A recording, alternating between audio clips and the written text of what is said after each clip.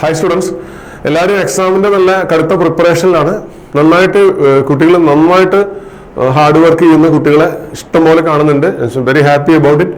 പിന്നെ കഴിഞ്ഞൊരു വീഡിയോയിൽ നമ്മൾ എങ്ങനെയാണ് ചെയ്യേണ്ടത്, നമ്മൾ ഇനി മുന്നോട്ട് പോകേണ്ട എങ്ങനെയാണ്, NCERT ടെക്സ്റ്റ് ബുക്കിലെ സോൾഡ് എക്സാമ്പിൾസ് ചെയ്യണം, പ്രാക്ടീസ് പ്രോബ്ലംസ് ചെയ്യണം, ഗ്രാഫുകൾ പഠിക്കണം, പിന്നെ ക്ലാസ്സിൽ ടീച്ചേഴ്സ് തന്ന പ്രോബ്ലംസ് ഒന്നുകൂടെ ചെയ്ത് നോക്കണം എന്നൊക്കെ പറഞ്ഞായിരുന്നു. പിന്നെ പല കുട്ടികളും ഒബ്ജക്റ്റീവ് ടെക്സ്റ്റ് ബുക്ക് എടുത്തിട്ട് പുതിയ ടൈപ്പ് ക്വസ്റ്റ്യൻസ് തെരഞ്ഞു പിടിച്ച് വർക്കൗട്ട് ചെയ്യുന്നത് കാണുന്നുണ്ട്. നല്ല തന്നെയാണ് തീർച്ചയായിട്ടും. അവരുടെ ആ ഒരു ഹാർഡ് വർക്കിന് തീർച്ചയായിട്ടും കൺഗ്രാജുലേറ്റ് ചെയ്യാൻ മതിയാവും. പക്ഷെ ഇപ്പൊ നമ്മളൊരു മാർച്ച് ഒരു പകുതിയോളം എത്താനായി. ഇനി നമുക്കൊരു കറക്റ്റ് ഒരു 1.5 മാസമാണുള്ളത്.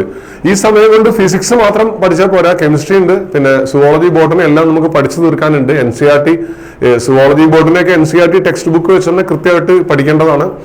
ഫിസിക്സ് ആണെങ്കിൽ ഫിസിക്സ്, അതുപോലെ ഫിസിക്കൽ കെമിസ്ട്രി ഒക്കെ പിന്നെ ഇഷ്ടംപോലെ നല്ലവണ്ണം ഒബ്ജക്റ്റീവ് ക്വസ്റ്റ്യൻസ് ചെയ്ത് തറവാക്കേണ്ടത് ആവശ്യമാണ്. പക്ഷെ എന്നാലും ഒരു കാര്യം വിട്ടുപോകാൻ പാടില്ലാത്തത്, നിങ്ങൾ പണ്ട് ചെയ്തു വെച്ച ക്വസ്റ്റ്യൻസ്, പണ്ട് നിങ്ങൾ പ്രാക്ടീസ് ചെയ്തിട്ടുള്ള അല്ലെങ്കിൽ നിങ്ങൾ പഠിച്ചു പോയ ക്വസ്റ്റ്യൻസ്, അത് റിവൈസ് ചെയ്യാൻ പലരും മറന്നു പോകുന്നു എന്നുള്ളതാണ്. നിങ്ങൾ ഈ പുതിയ പുതിയ ക്വസ്റ്റ്യൻസ് തെരഞ്ഞു പിടിച്ച് ചെയ്യുന്നതിന് പകരം ഓൾമോസ്റ്റ് അത് അവസാനിപ്പിക്കാനുള്ള സമയമായിട്ടുണ്ട്. ഇനി ഒരു 1.5 മാസമല്ലേ ഉള്ളത്.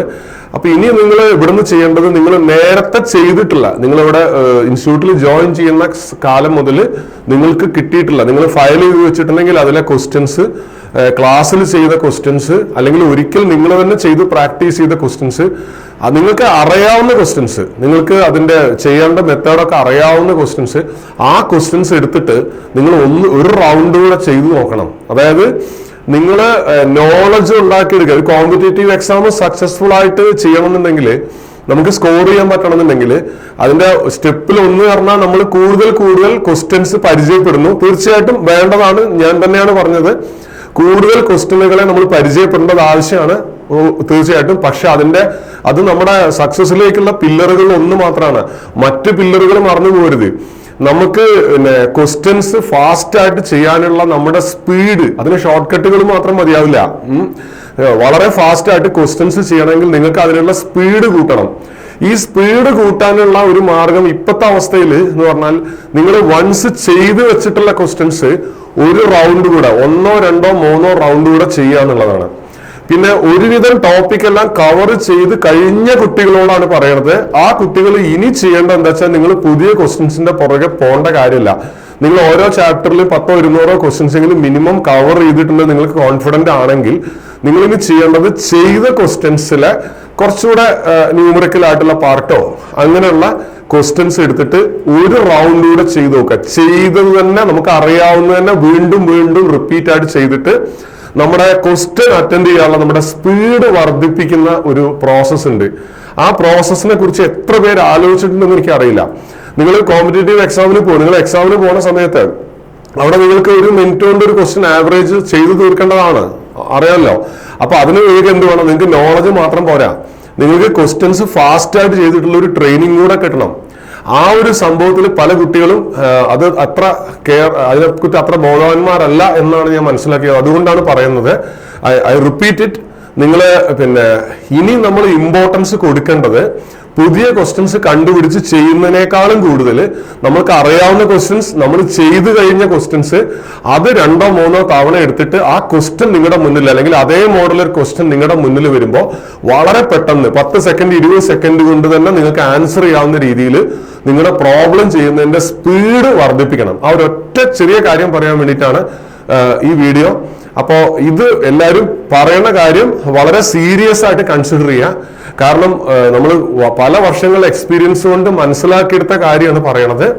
സോ അത് ചെയ്തു കഴിഞ്ഞ ക്വസ്റ്റ്യൻസ് അല്ലേ, അതൊക്കെ വന്നാൽ ചെയ്യാൻ പറ്റും എന്നുള്ള ആ രീതിയിൽ തള്ളിക്കളയരുത്. കാരണം പല കുട്ടികളുടെ അനുഭവം എന്ന് പറയുന്നത്, ഇപ്പൊ നീറ്റിന് ഫിസിക്സ് ക്വസ്റ്റ്യൻസ് കിട്ടി, ആദ്യത്തെ ക്വസ്റ്റ്യൻ കണ്ടു, അയ്യോ ഇത് പണ്ട് ചെയ്ത ക്വസ്റ്റ്യൻ ആണല്ലോ എന്ന് തോന്നും. പക്ഷെ അത് ചെയ്യാനുള്ള ഐഡിയ പെട്ടെന്ന് നമ്മുടെ പേരത്തുമ്പിൽ അതങ്ങോട്ട് പെട്ടെന്ന് വരില്ല. അത് വരാത്ത എന്തുകൊണ്ടാ വെച്ചാല് നമ്മൾ പിന്നീട് അത് റിവൈസ് ചെയ്യാത്തത് കൊണ്ടാണ്. അങ്ങനത്തെ ഒരു സിറ്റുവേഷൻ ഉണ്ടാവരുത്. എന്തായാലും എക്സാമൊക്കെ വളരെ എളുപ്പമായിരിക്കും, നിങ്ങൾക്ക് വളരെ എളുപ്പമായിരിക്കും, ഒരു പേടിയും പേടിക്കണ്ട. നിങ്ങൾ ഒരൊറ്റ കാര്യം ചെയ്താൽ മതി. എല്ലാം കവർ ചെയ്ത് കഴിഞ്ഞ കുട്ടികളാണെങ്കിൽ നിങ്ങൾ ചെയ്ത ക്വസ്റ്റ്യൻസ് എടുത്തിട്ട് ഒരു തവണ കൂടെ ദയവ് ചെയ്തിട്ട് ചെയ്യണം. നിങ്ങൾക്ക് എത്ര കോൺഫിഡൻസ് ഉണ്ടെങ്കിലും കോൺഫിഡൻസ് ഒക്കെ നല്ലത് തന്നെയാണ്. തീർച്ചയായിട്ടും കോൺഫിഡൻസ് ഇല്ലാതെ നമുക്ക് സക്സസ്ഫുൾ ആവാൻ പറ്റില്ല. എങ്കിലും നിങ്ങളൊരു പ്രിക്കോഷൻ എന്നുള്ള രീതിയിൽ ഇതൊന്നും കൂടെ ഒന്ന് ചെയ്യുക എന്നുള്ളതാണ്. അപ്പൊ ആ കാര്യം ആരും മറക്കാതിരിക്കുക. അപ്പൊ നമ്മൾ ഓരോ സ്റ്റേജ് മുന്നോട്ട് പോകുന്നതോടും നമ്മൾ പഠിക്കുന്ന സ്ട്രാറ്റജിയിൽ ചെറിയ മാറ്റം വരുത്തണം. അപ്പൊ ഇതിന് മുമ്പുള്ള വീഡിയോയിൽ ഇങ്ങനെയല്ലല്ലോ പറഞ്ഞത് എന്ന് വിചാരിക്കേണ്ട, അത് ആ സമയത്തുള്ള സ്ട്രാറ്റജിയാണ്.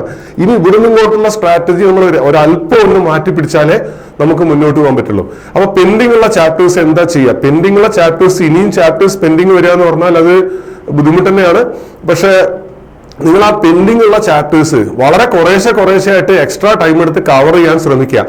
എല്ലാം തീർത്തിട്ട് റിവിഷൻ തുടങ്ങാമെന്ന് വിചാരിക്കരുത്. നിങ്ങൾ യൂണിറ്റ് ആൻഡ് മെഷർമെന്റോ സ്ട്രേറ്റ് ലൈനോ മുതലോ അല്ലെങ്കിൽ +2 ഇലക്ട്രിക് ചാർജ് ആൻഡ് ഫീൽഡ് തൊട്ടോ നിങ്ങൾക്ക് ഇഷ്ടമുള്ള ഒരു ഏരിയ തുടങ്ങിയിട്ട് നിങ്ങൾക്ക് ഏറ്റവും കോൺഫിഡൻസ് ഉള്ള ഒരു ഏരിയ തുടങ്ങി വെച്ചിട്ട് നിങ്ങൾ റിവിഷൻ തുടങ്ങിക്കോളൂ. നിങ്ങൾ അങ്ങനെ റിവൈസ് ചെയ്തിട്ട് നിങ്ങൾക്ക് നന്നായിട്ട് അറിയാവുന്ന ചോദ്യങ്ങൾ തന്നെ വീണ്ടും ചെയ്തിട്ട്, ഒരു ചാപ്റ്റർ അല്ല, ഒരു ചാപ്റ്ററിൽ ഒരു 20 ക്വസ്റ്റ്യൻസ് ചെയ്ത ക്വസ്റ്റ്യൻ ഒരു റൗണ്ട് കൂടെ ചെയ്ത് നോക്കുക. അടുത്ത ചാപ്റ്റർ എടുക്കുക, അതിലൊരു 20 ക്വസ്റ്റ്യൻസ് ഒന്നുകൂടെ ചെയ്ത് നോക്കുക, ചെയ്ത ക്വസ്റ്റ്യൻസ് തന്നെ. നെക്സ്റ്റ് ചാപ്റ്റർ എടുക്കുക, അതിലും നിങ്ങൾ നേരത്തെ ചെയ്തു വെച്ചിട്ടുള്ള ഒരു 20 ക്വസ്റ്റ്യൻസ് റിവൈസ് ചെയ്യുക. നിങ്ങളുടെ കോൺഫിഡൻസ് ലെവൽ കൂടും, നിങ്ങൾക്ക് ഫാസ്റ്റ് ആയിട്ട് ക്വസ്റ്റ്യൻ ചെയ്യാൻ പറ്റും.